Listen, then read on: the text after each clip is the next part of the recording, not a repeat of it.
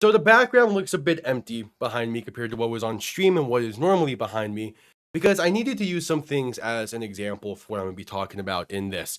But week 5 is wrapped up. The Dolphins blow a 17-0 lead with the season on the line and lose 27-24 to the Carolina Panthers. And let's start with how they even got in this situation. The first quarter and a half was some really good football. They were playing really well. Defense forced 2 turnovers in this game early on, and the offense was moving the ball effectively. They were playing well. And then I don't know what happened. This team fell apart. This team straight up fell apart. They gave up 20 unanswered before doing anything offensively.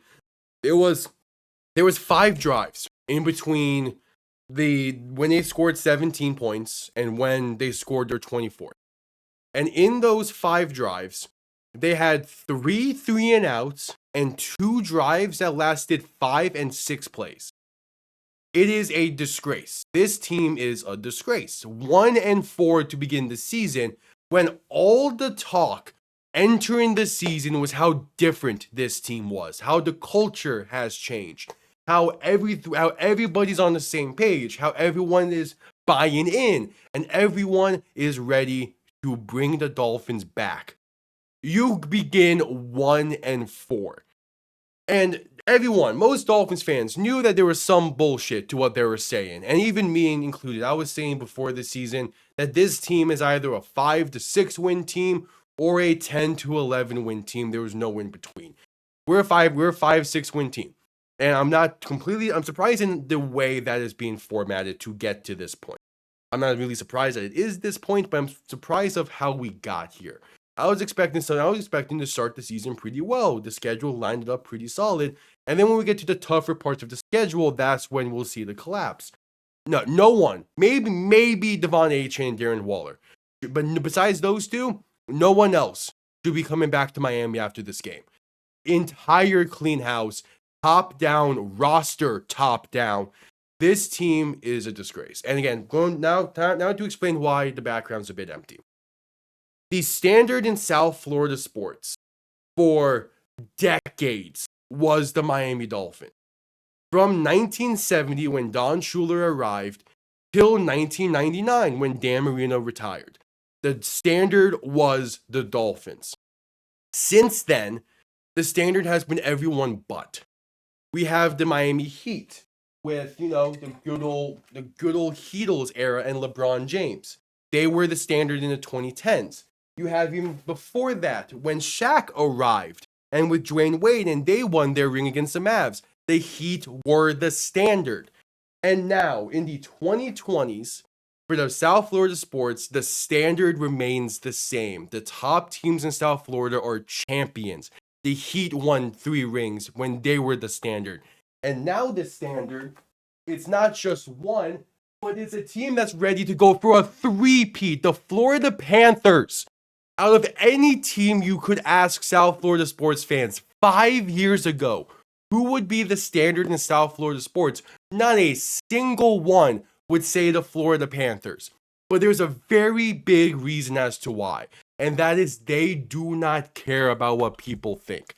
Their culture is so intact to the point where McDaniel asked the Panthers to come in and explain how they've had their success. And it starts with this. When the Florida Panthers won the President's Trophy in 2022, they did not settle. The same way how, the Heat, they won, the Heat had this fantastic season in 2020. They kind of settled. The Panthers didn't. They fired their coach to bring in Paul Maurice. Bill Zito makes this massive trade to get rid of Jonathan Huberdeau and bring in Matthew Tkachuk. It changed the franchise, and they went on to go to 3 straight Stanley Cups and win 2 of them back-to-back. The standard in South Florida is the Panthers. On the totem pole of South Florida standard teams, the Panthers are on top. The Marlins are second. The Marlins. Then it's the Heat. Then the Dolphins are not even on the fucking totem pole. This team does not belong in South Florida. This team is playing and is at a point where they belong already in Cancun. The Dolphins have fallen off from what this legendary franchise once was. And until there is a complete overhaul top down, you're not going to get back to that. And it starts with Chris Grier. Here is the fun fact. Since Chris Grier took over the team as general manager in 2016, the Dolphins have had 2 seasons where their starting quarterback did not miss a game due to injury. That was 2019 when we were tanking, and that was 2023. Besides that, every single season has involved a quarterback going down due to injury. It has involved falling shy of expectation. It has involved claiming you were a better team in the offseason and going out there to begin the season and playing like dog shit. This team is only the only reason this team is not the bottom of the barrel in the NFL right now is because the Jets exist. Besides that, this team is one of the worst teams in the NFL. They cannot play consistently. They let off the gas up 17-0 when they're 1-3. You don't have the right to play safe when you're 1-3 because there's a reason you're 1-3. This team is done. The season's over. McDaniel's probably gone after this year because this has been not completely, but a good large chunk of this is on him. Then you have Grier, who needs to. I don't even care what the backlash would be because of all the rumors surrounding the Flores lawsuit and Grier having intel. I don't care about that. Grier needs to be gone. We lose like 3 years worth of picks. Fine. We need some type of change in the front office, and Grier is the one who's been staying through 3 different regimes, and nothing is changing. It's the same mental errors for 10 years. Something needs to change drastically, and the only way you do that is by dealing with consequences that come afterwards. The Dolphins have lost what it means to be a South Florida sports team, to be in the market that is Miami. They have blown opportunity after opportunity since 2000, and that's why we have the longest streak without a playoff win. The standard's the Panthers. If you ain't playing to that standard, you don't belong. And the Dolphins are so far from it, I am more so ready to say that they need to be relocated.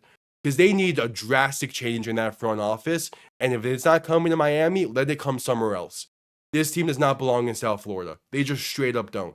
They don't fit with what South Florida sports is and what the standard of South Florida sports is. And it's a championship standard that has been set at first from the Dolphins and has continued with the Heat and now the Panthers and even the Marlins in the early 2000s. With all that being said, I am probably massively overreacting, but that's what everyone's here for. I'll see you all next time. Have yourselves a damn good one. Peace.